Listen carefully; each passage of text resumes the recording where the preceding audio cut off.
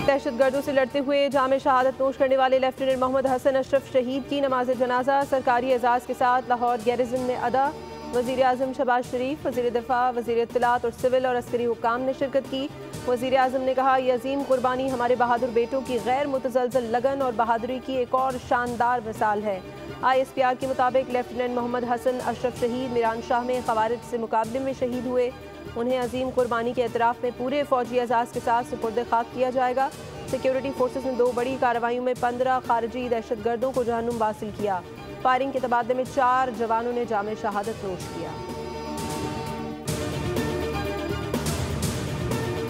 और मुस्तफ़ा आमिर के अगवा के बाद लर्जा खेज कत्ल केस की समाअत। इंसदाद दहशतगर्दी की अदालत में मुलजिम शिराज ने दौरान समाअत जज के रूबरू जुर्म का एतराफ़ कर लिया। मुलजिम ने अदालत को बताया, मुस्तफ़ा डिफेंस में अरमगान के घर आया था। अरमगान के घर पर मुस्तफ़ा से झगड़ा हुआ, हमने उस पर तशद्दुद किया, उसको मारा और उसी की गाड़ी में हब ले गए। अदालत ने आइंदा समाअत पर मुकदमे की पेशरफ्त रिपोर्ट तलब कर ली। मुलजिम शिराज 21 फरवरी तक जिस्मानी रिमांड पर पुलिस के हवाले।